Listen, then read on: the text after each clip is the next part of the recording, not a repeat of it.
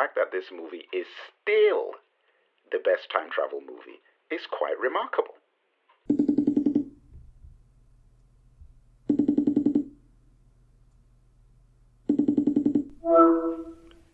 Back to the Future, in my humble opinion, the greatest time travel film ever made, ever.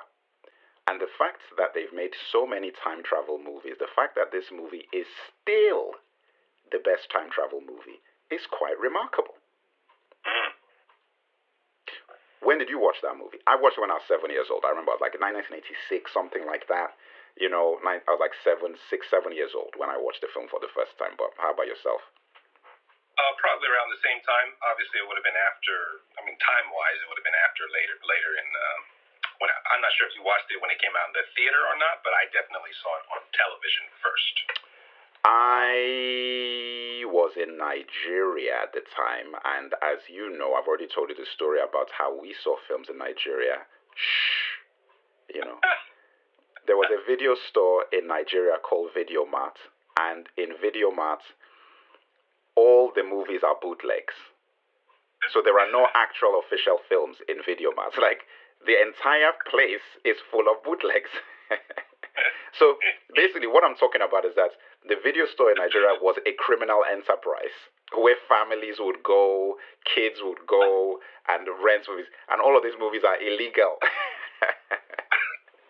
They're all illegal films. But no, to be honest, I think that we did have the original, like a proper copy of Back to the Future, because we had like proper things when, father would come back from England and like would have copies. So that's how I saw it. But the things about this film was the amount of fun and excitement in that film. Like, I try to tell people, Michael J. Fox is a big time guy. People don't understand how big time a guy this was. This guy, just the level of performance that he gave of Marty McFly, obviously the chemistry between him and Christopher Lloyd, Doc Brown, it was just unbelievable chemistry. So that even if you watch it today and you look at it, you're like, there aren't any films where you have this organic life and vitality and just energy. It was absolutely outstanding. And I understand why Eric Stoltz was replaced by him, because when you see what Michael J. Fox is like, he was literally born to play this role, Yeah. Timeless film. Timeless film, 100%. There are kids today that I know, and not just one or two, that continuously watch that film, So it's one of those timeless movies with, it's rare, but you do get them. And, 100% co-sign on everything that you said. Yeah. Very, very film, not just fun. One thing that I will say is, even though I was young at the time, you can tell that there was a strong technical aspect of time travel that still holds up today. Any kind of time travel movies, they always have those sort of loopholes in their explanation that kind of take away that realism, but Doc Emmett Brown breaks down time travel, especially in part 2 when they're trying to clean up the second mess that they created. You realize how delicate time is, and the one thing that he emphasized was, once we fix this, we've got to destroy the time machine.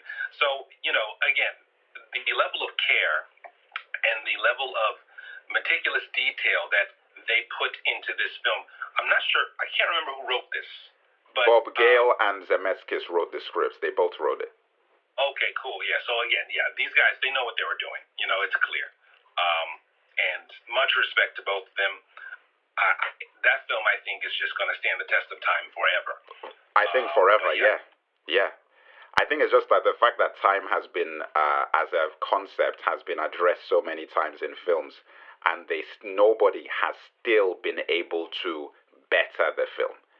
Nobody has been able to better the movie. They've done all these look, this film is way better than Tenet. Tenet is cost like 20, 100 times more money than this and was made now.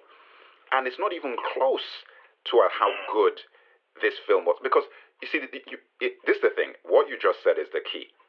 You really felt the impact of time in Back to the Future. The impact of making mistakes and doing things. You felt it. With Tenet, for example, even though this was like a world big event, terrorism and cancer, I didn't really feel like it was that big. I just didn't. And the reason for that is characters. I cared about the characters in Back to the Future. I really cared about them.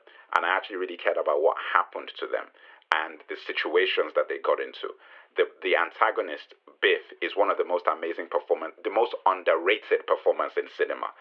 This, this young man of 20 something years old gave a master class in acting. He played multiple versions of himself flawlessly at the age of 20 something.